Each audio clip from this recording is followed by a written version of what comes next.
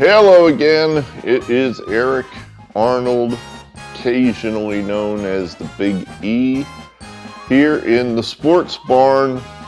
This special episode here on Sunday, July 4th, Independence Day. And we're here to bring you some free MLB picks for this holiday, this Sunday.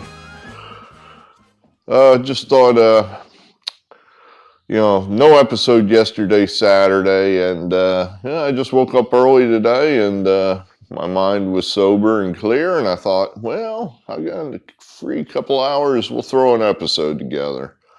Why not? Last seen, we had 3 picks on Friday. That was a loser, lost 2 out of 3.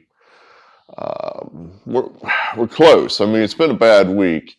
We're above 500. If you're new, and I think you might have some new people wandering through here today, just because it's been my impression nobody else does any work on Sunday, and normally I don't either. But like I said, I woke up early today, and I was sober, and my mind was clean. So I thought, well, we'll throw an episode together.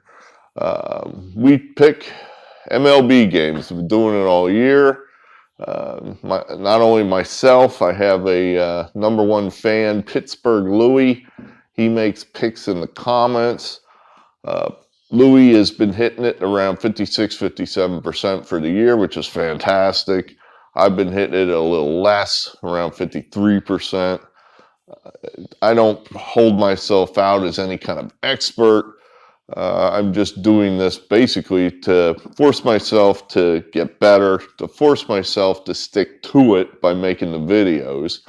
In other words, you have a bad week and you're doing it by yourself. It's easy to just go, screw it, I won't do that anymore. So this is kind of forcing me to stick with it.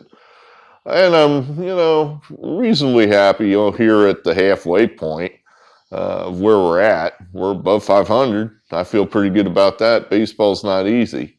So, like I said, last seen Friday, we had lost 2 out of 3. Now, I put Louie's picks up for yesterday in the comment section of the last video Friday. That's a cat. There's a cat walking there. Here, I'll show it to you. See? Louie likes it when I show him the cat. See, there's a cat here.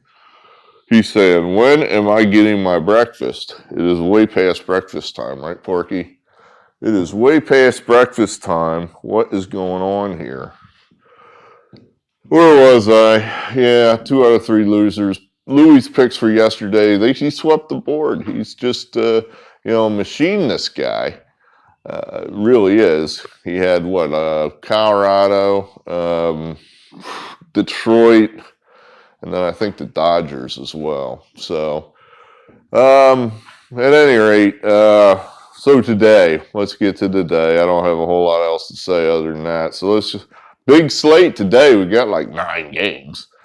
For some reason, the little model I use, all the trends, all the tailwinds seem to match up on the weekends, which is when I absolutely don't want to make videos because I want to be out having fun and doing fun things with my friends and family.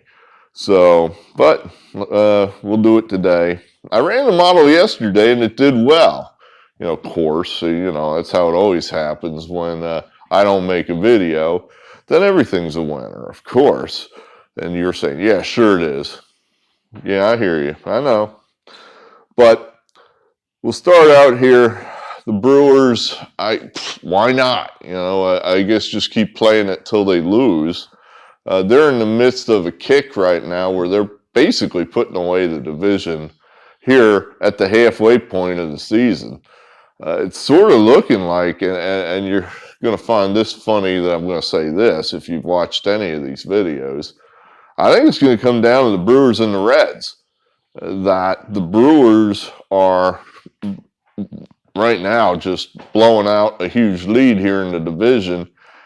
Cardinals, they're stumbling around. I mean, normally I would say it looks like they would be in there too somewhere, but for some reason I think the Reds might have something this year that is just, I don't know, that's beyond what they normally do. But for this game, Peralta, he's been pretty much money. The Pirates, bad team. The Brewers have been just going great guns. I see no reason to get off the Brewers here until they throw a tire or something or stumble or whatnot. So we'll take the Brewers. The Blue Jays, right now it looks like they're pretty well set on getting vengeance on the Rays. They had a real tough series with those guys down in Tampa, where it was a 4-game home series for the Blue Jays at their home in Dunedin, which is like right next to Tampa. So it's really a home series for Tampa, not the Blue Jays. And the Blue Jays lost 4 straight.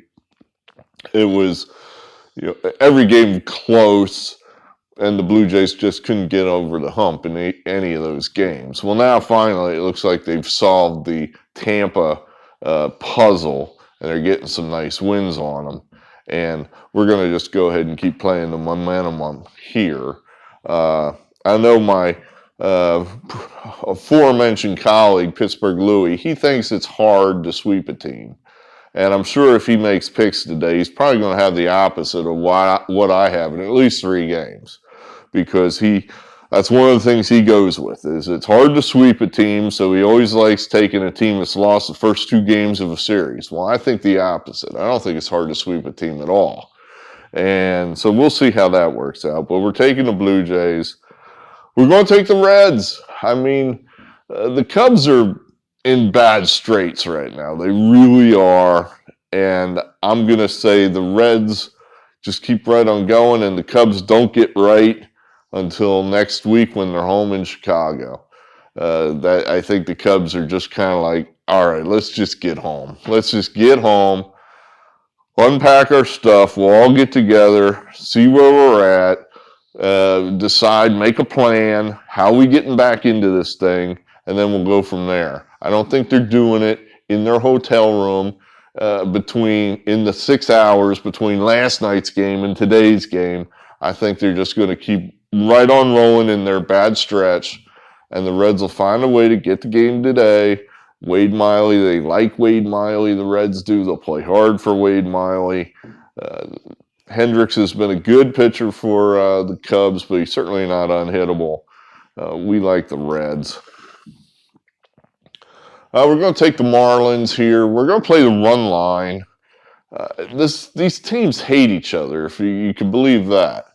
I was explaining that to a subscriber over the weekend, and he didn't know what I was talking about. These teams hate each other, believe it or not. For some reason, the Marlins really hate Acuna, and they've hit him a number of times. They used to have a guy named Jose Arena, who we love to play against when he pitches for Detroit. Well, whatever reason, Arena really hated Acuna, and he would just drill him for no reason whatsoever just to do it.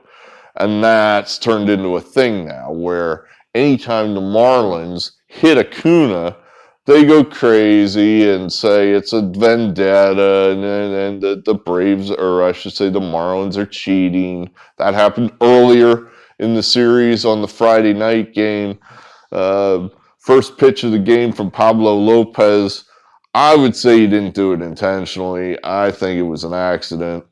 The Braves said, oh my God, here we go again. The guy gets hit on the first pitch of the game, and let's face it, the guy probably is going to get hit more than a few times, because if you've seen Acuna, he's got his Barry Bonds body armor on, and he hangs out right over the plate. Yeah, I would think that Bob Gibson would want to hit him a couple times, move his ass off the plate. So it's no mystery the guy's going to get hit. So, I think the Braves are a little sensitive on this issue. At any rate, well, we like the Marlins here. I just think that the hatred keeps this series close, and the games will be close. That Friday night's game was a one-run game. Last night's game was a low-scoring one-run game. So here we have, again, two, relative, the Braves are, I think, a pretty big favorite here. Well, we like the Marlins, but I don't want to get beat in a one-run game. So we're going to go with the run line and say that our worst case scenario is we lose by a run, which means we win if we're on the run line, with the underdog, the Marlins. So we'll play the run line there, lay in a little bit of a price, but I think we're getting good value because I think this is going to be a one-run game either way, and that would be just fine with us. This is kind of a hunch game, this next one. The model doesn't really have a say on this one. This is just me playing a hunch that, we got burned earlier in the week with bad Brad Keller, who could be the worst pitcher in the league. And here he comes again at another huge price at home. And basically, I'm just like, what are the Twins doing favored by this much over anybody, especially on the road? The Twins are a bad team. That's a bad team. You'd say, well, the Royals suck too. Yeah, I just think you get two different types of teams, though. With the Twins, that's a team that's falling apart. Just falling apart. They all know it. That's a team that's going to be broken up within the next 30 days. Guys are going to get traded. That's a heavy veteran-laden team. It's not a team with a lot of young talent on it. And the veterans are going to get chopped off and sold off and then start over time for the Twins. Whereas the Royals, I think that's a team that's more so building for the future. So perhaps two teams going in different directions. Bad Brad sucks, no doubt about it. But Kenton Maeda sucks too. I mean, you got two of the worst pitchers in the American League here. I don't play overs and unders. I don't even know what they would put. There's a cat. It's distracting me. But it seems like the over-under here would be huge. I don't know. But we're going to take the Royals. We're going to say they figure out a way to complete the sweep here, the Twins. I think I could be wrong on that. I forget what happened Friday night. The Royals won yesterday. Rockies over the Cardinals. Well, we'll take a shot here. Marquez has been just money at home. He has been lights out at home. The Rockies are lights out at home, just generally speaking. They could have gotten Friday night's game. That was a seesaw game. It could have gone either way. The Cardinals get it done in extras. Then the Rockies come through in a close game yesterday. I think you just got to keep going. You got a significant pitching advantage here with Marquez over Carlos Martinez today. I think you just got to keep going with the Rockies. Angels, we got toasted Friday night with the Orioles. The Orioles swept the Astros early in the week in Houston. We thought we'd catch them on a big price. It was a bad spot for the Angels.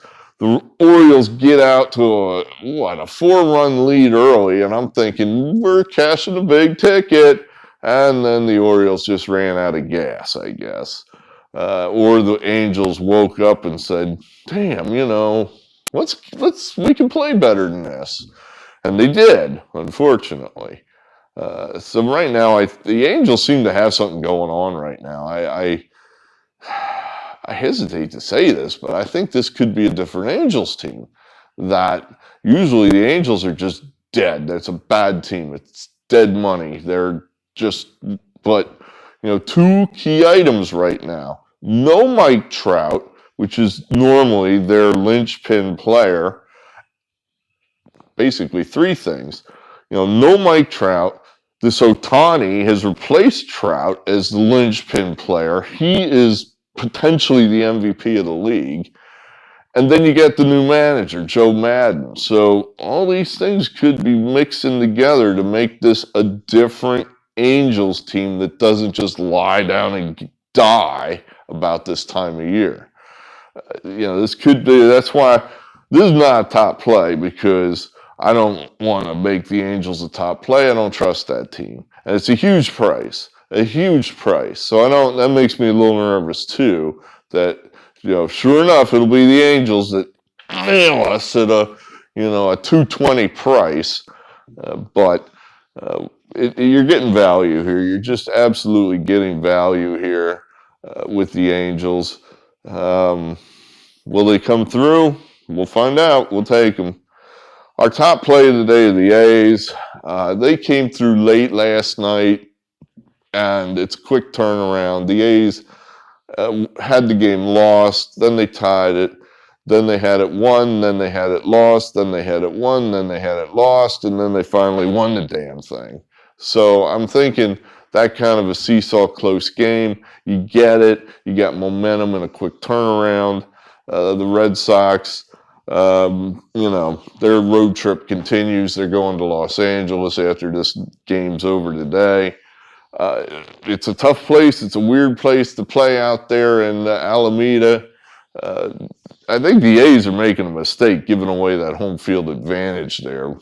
They're going to give it away here at some point because I guess they need a new stadium. I've never been to their stadium. I guess maybe if I saw that stadium, I'd go, oh yeah, this is a dump. They need a new stadium. But it's definitely a home field advantage for the A's, more so than other places.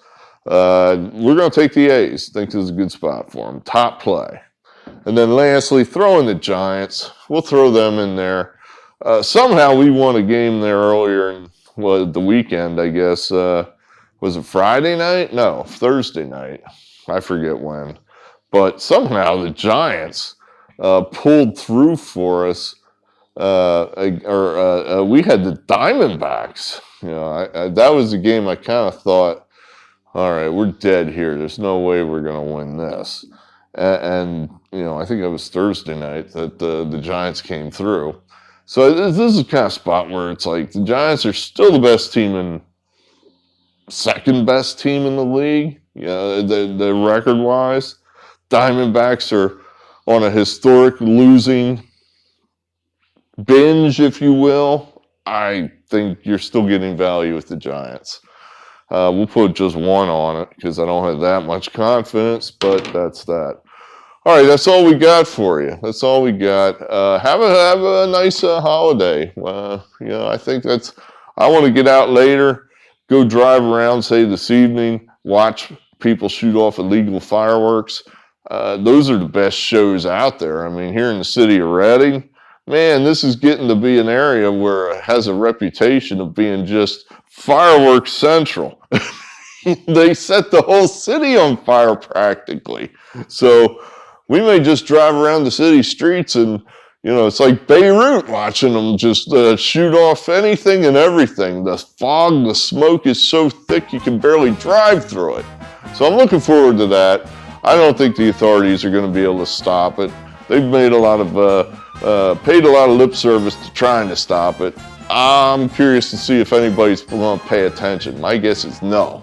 So I think it'll be a good show tonight. Enjoy your fireworks. Enjoy your hot dogs, your hamburgers, wherever you are. Happy 4th of July. USA! USA!